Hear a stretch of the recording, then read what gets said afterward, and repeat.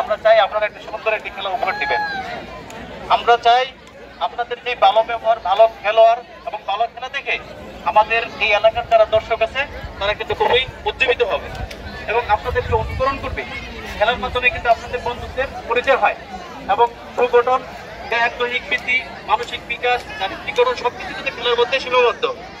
আপনারা এমন কোনো আচরণ করবেন না যাতে দর্শক যেন খেপে না যায়, কোনো ধাক্কাধাক্কি। এখানে অনেকগুলো নিয়ম আছে, আমি সেগুলো উচ্চারণ করবো, কিন্তু আপনাদের থেকে আমরা যেন ভালো ব্যবহার আশা করি। আর বাকি যারা দর্শক আছেন তাদের সবাইকে উদ্দেশ্য করে বলতেছি, আপনারা কোনো বিশৃঙ্খলা সৃষ্টি করবেন না। আমরা আমাদের খেলাটা দেখে ওরা কি উপহার দেয়, ওরা যদি খেলা খেলে আপনারা বলবেন যে ওরা খারাপ খেলতেছে, কাজেই আপনারা কোনো বিশৃঙ্খলা করবেন না, আমাদেরকে অপমানিত করবেন না। আপনারা বিশৃঙ্খলা আমরা অপমানিত হবো এবং খেলাটা নষ্ট হবে। তাই আপনারা দর্শক যারা থাকবেন কেউ মাঠের ভিতরে আসবেন না। আমরা যারা এখানে যে খারাপ খেলবে, যে ফাউল করবে আমরা নক করবো, কিন্তু বাইরে থেকে কোনো সাউন্ড করবেন না।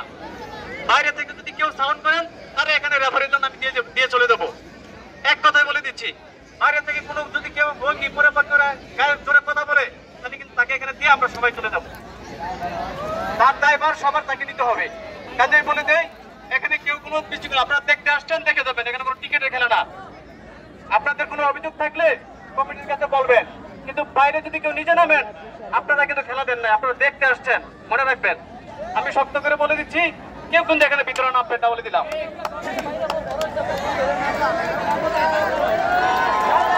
আরেকটা বলে দিই,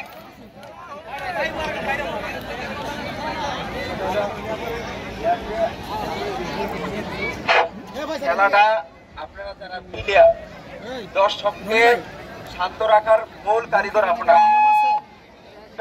আমি জানি যে দর্শকদের শান্ত রাখার জন্য আপনারা দায়ী থাকেন, আবার তাদেরকে